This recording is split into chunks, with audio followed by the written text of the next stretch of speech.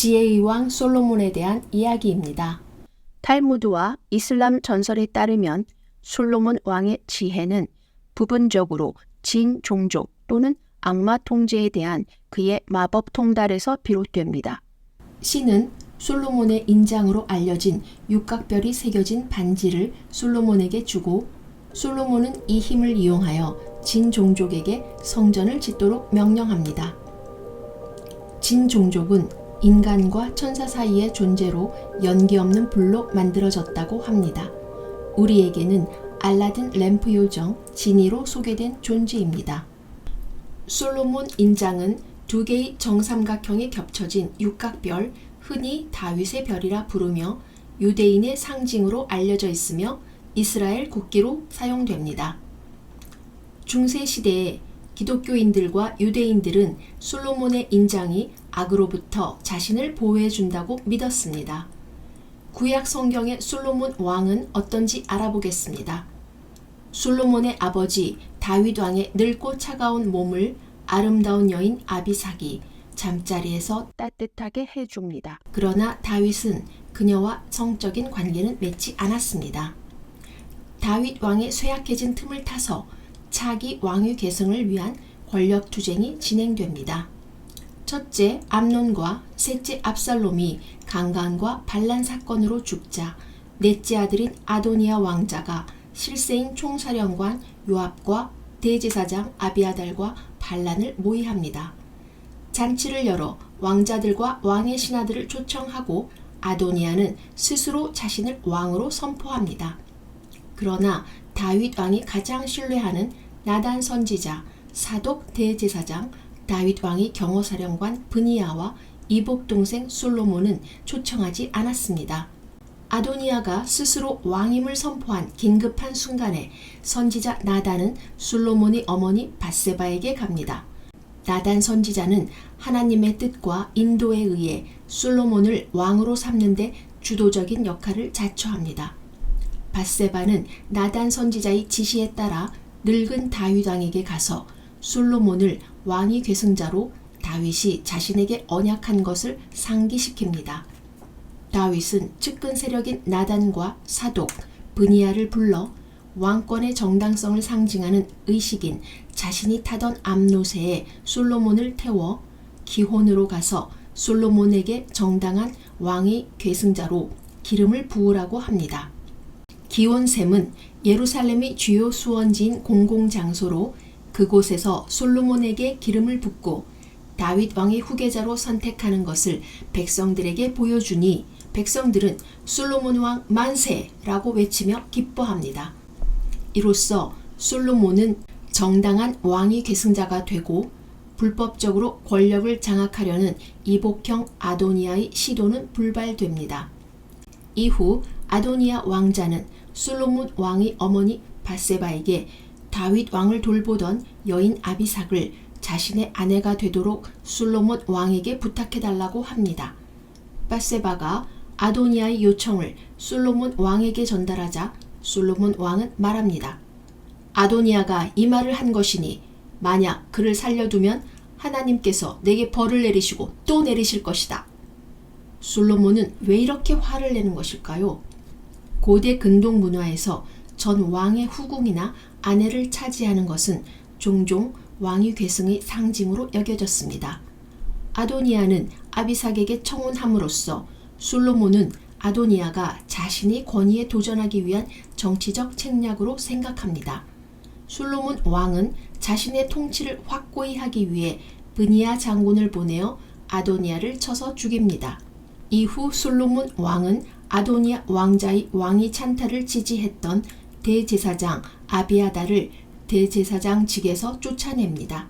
이로써 사무엘 선지자 시대에 대제사장 엘리에게 주어진 예언대로 아비아달 가문은 몰락하고 레위 지파의 초대 대제사장인 아론의 셋째 아들 엘르아살 제사장 계보에 속하는 사독 가문이 대대로 대제사장이 됩니다. 총사령관 요압은 출중한 군사 지휘 능력에도 불구하고 다윗 왕 때 왕의 명령을 무시하고 다윗의 아들 압살롬과 아브넬과 아마사 총사령관을 죽여 왕의 권위를 추락시킨 인물입니다. 다윗 왕은 유언에서 솔로몬에게 요압을 반드시 죽이라고 합니다. 솔로몬 왕은 브니야 장군을 시켜 성소로 피신한 요압도 죽입니다. 이후 브니야는 이스라엘의 총사령관이 됩니다. 브니야는 다윗의 경호대로 활동하는 엘리트 군인 그룹인 그렛 족속과 블렛 족속의 사령관으로 이스라엘 30인의 용사였습니다. 솔로몬은 정치적 라이벌들을 처리함으로써 이스라엘의 왕으로 확고히 자리매김을 했습니다. 솔로몬은 이집트와 동맹의 일환으로 자신의 첫 아내로 파라오의 딸과 결혼합니다.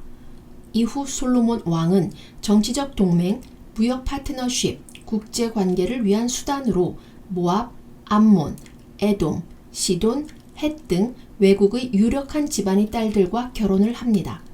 그러나 아내 700명과 첩 300명으로 왕은 마음이 미혹되지 않도록 아내들을 많이 두지 말라라는 하나님의 명령을 솔로몬은 대놓고 위반하며 외국 여인들과 지나치게 많이 결혼하였습니다. 노년에는 아내들을 위해서 이방신을 위한 산당도 지어줍니다. 예로서 솔로몬 왕 이후 아들 르호보암이 왕위를 계승하는데 르호보암의 어머니는 암몬 출신 나아마입니다. 솔로몬 왕은 암몬 자손의 혐오스러운 우상 몰록을 위해 예루살렘 맞은편 산에 산당을 지어줍니다. 솔로몬은 여러 나라에서 아내를 얻게 되면서 그 결과 외국인 아내들은 이방신과 우상을 왕국으로 데려왔고 솔로몬은 이 거짓 신들을 숭배하는 타락한 길로 접어들었습니다. 솔로몬 왕은 7년 동안 지어진 예루살렘 성전을 비롯하여 13년 동안 건축한 솔로몬 궁전, 이집트 파라오 딸의 궁전, 왕국 전역에 걸친 건축물 등 대규모 건축 및 건설 프로젝트들을 진행하였습니다.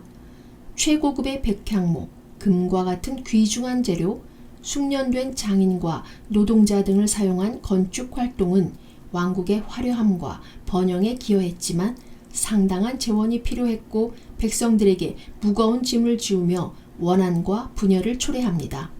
이러한 사회적 불안과 우상 숭배의 결과로 솔로몬이 죽은 후 이스라엘 왕국이 북왕국 이스라엘과 남왕국 유다로 분리됩니다. 노년의 부와 안락한 삶 속에서 하나님을 잊고 불순종의 길로 간 솔로몬 왕도 초기에는 하나님께 지혜를 구하는 현명한 왕이었습니다. 솔로몬이 하나님께 1000 번제를 드린 후 솔로몬이 꿈에서 하나님은 솔로몬이 원하는 것은 무엇이든 구할 수 있는 기회를 주십니다. 젊은 솔로몬은 하나님의 백성을 공의롭게 다스릴 수 있는 지혜를 구합니다. 하나님은 솔로몬이 개인적인 이익을 구하지 않았기 때문에 기뻐하시며 솔로몬이 하나님께 충성하면 지혜와 함께 부와 명예와 장수의 축복을 주기로 약속하십니다. 지혜로운 통치자로서 솔로몬의 분별력을 보여주는 잘 알려진 이야기가 있습니다. 이 이야기는 두 여인이 서로 자신이 아기의 어머니라고 주장하며 분쟁을 해결하기 위해 솔로몬 앞에 나옵니다. 솔로몬은 살아있는 아이를 둘로 나누라 라고 합니다. 그러자 한 여인이 아이의 생명을 구하기 위해 자신의 주장을 포기합니다. 저 여자에게 살아있는 아이를 주시고 부디 아이를 죽이지 말아 주십시오. 솔로몬은 그러자 이 여인이 아이의 엄마이다 라고 판결을 하며 아이를 친엄마에게 돌려줍니다. 이 사건의 결과는 왕국 전체에 퍼지고 지혜롭고 공정한 통치자로서의 솔로몬 왕의 명성을 더하게 됩니다. 스바 여왕이 솔로몬의 지혜와 지식을 시험하기 위해 솔로몬을 방문합니다. 솔로몬의 지혜와 왕국의 찬란함을 목격한 후 그녀는 솔로몬을 칭찬하고 그의 지혜의 위대함을 인정합니다. 한편 솔로몬의 아가를 보면 내가 비록 검어도 아름다우니 오 내 혼이 사랑하는 당신이여 등의 귀절은 솔로몬 왕과 스바 여왕의 개인적인 관계로 연결됩니다. 에티오피아 고대 왕국의 전설을 모은 왕의 연대기에서는 왕국의 시조를 솔로몬 왕과 스바 여왕의 아들로 설정합니다. 여왕의 이름은 마케다로 여왕은 어느 날 상인으로부터 솔로몬 왕의 지혜에 관한 이야기를 듣고 예루살렘으로 가 솔로몬 왕을 만납니다. 여왕은 솔로몬의 지혜와 학식에 탄복하고 이제부터 더 이상 태양신을 믿지 않고 이스라엘 신을 믿기로 합니다. 여왕이 귀국하려는데 솔로몬 왕이 그녀를 붙잡아 하룻밤을 같이 하고 아들이 태어나면 주라고 금반지를 선물합니다. 여왕은 귀국한 후 메넬리크를 낳았으며 메넬리크는 22살이 되던 해 이스라엘로 가서 솔로몬 왕에게 반지를 보여주자 솔로몬은 아들이 온 것을 기뻐하며 자신의 후계자로 삼겠다고 했으나 메넬리크는 어머니와 살겠다며 되돌아갑니다. 이 메넬리크가 에티오피아 악숨 왕조의 건국자 메넬리크 1세입니다. 악숨 왕조는 BC 80년에서 서기 940년까지 1000년 이상 에티오피아와 예멘 일대를 지배하고 메넬리크의 후손들은 기독교를 받아들여 에티오피아 고원에 기독교 왕국을 건설합니다. 1974년 공산혁명으로 붕괴될 때까지 솔로몬의 후예들은 에티오피아를 2000년 가까이 지배합니다. 에티오피아 정교는 오늘날까지 기독교의 한 종파를 유지하고 있고 에티오피아 인구의 43.5%가 신자입니다. 솔로몬 왕은 왕으로 재위하는 동안 물질적 부와 세속적 쾌락을 즐겼습니다. 그러나 전도서 2장 11절에서 이러한 모든 일들이 부질없음을 말합니다. 그때 내가 내 손이 이룩한 모든 일과 내가 수고하여 행한 산물을 바라보았는데 보아라, 모든 것이 헛되며 영을 괴롭게 하는 것이요 해 아래에는 아무 유익이 없었느니라. 초창기에 하나님의 축복을 받으며 지혜롭던 솔로몬은 세속적인 쾌락과 소유의 욕심에 빠져 노년에는 하나님과 멀어지고 영적인 공허함을 느끼며 쓸쓸히 죽습니다.